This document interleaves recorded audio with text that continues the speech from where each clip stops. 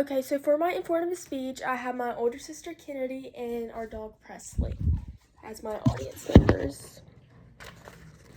Okay, so for this speech, I will be talking about my hometown. So I was born and grown up in 6 Mile. Actually, our address is right on the edge of 6 Mile and Central, but I chose to go with 6 Mile because I went to school at 6 Mile Elementary. So that's why I'm choosing that. So basically, 6 Mile was incorporated in 1910. So the 100th birthday was just 16 years ago, which is crazy to think about compared to like other cities, especially since South Carolina was one of the first 13 colonies.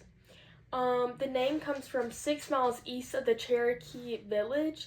So villages were obviously spread all across South Carolina, and obviously 6 Mile comes from being 6 miles past, which I never knew that, but I did know there was Native American history as a foundation, and I knew this because we always have an Issaquena festival every single year.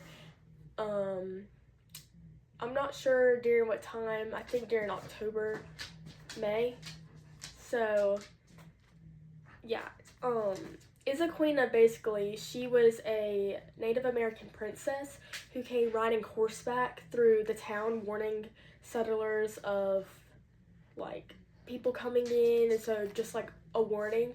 And honestly, like, I also knew Issaquena was a big foundation for 6 Mile, and also, you know, there's like Issaquena Trail, and there's just like a lot of things that points towards Issaquena. So it's really cool to know that she was a princess and she was here to help 6 Mile.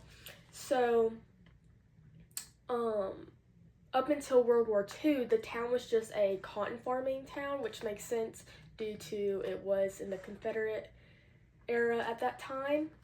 And then after World War II, it became a textile mill and became very, very popular, and that's where 6 Mile started getting all their funds.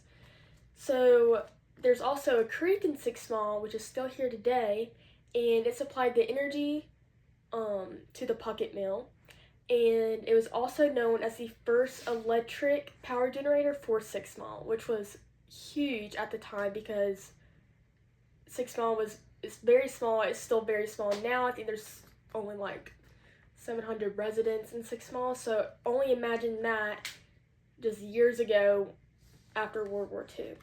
So in front of Town Hall, there's a marker that states Cherokee Path, and it runs down modern-day Main Street, which I actually didn't know that, but I did know there was markers in front of the Town Hall, and 6 Mile is a very, like, historical, based on history. Like, we love to celebrate our history, which I don't know how I didn't know that, since we do like to celebrate our history.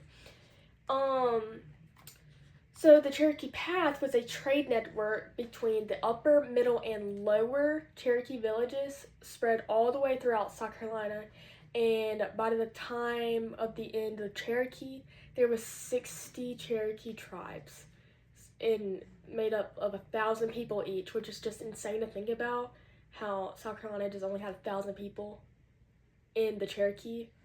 And obviously there's more Native American tribes throughout, but Cherokee is what is found in South Carolina, specifically 6 Mile. And there's 3 men who earned the Medal of Honor, which is the highest winning medal one could earn, just solely from 6 Mile, and 4 from Pickens County itself.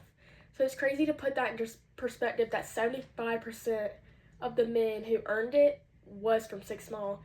And honestly, once again, I didn't know this, so this is a good assignment to help me and my fellow peers to understand the history of 6 Mile, because, I mean, I've grown up here, still live here, and I didn't know this. So I'm excited to tell everybody else about the history. And there's only been 27 men in total to earn this medal, so it's really interesting how 3 of the 27, which I'm not sure what the percent is, I guess 1 out of 9, have earned this award, which is crazy.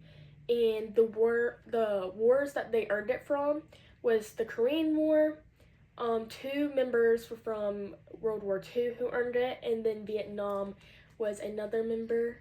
And obviously that was really early days, spread out through the 1900s. So that is the foundation of how 6 Mile is 6 Mile, the name of 6 Mile, and where all the historical elements come into play today.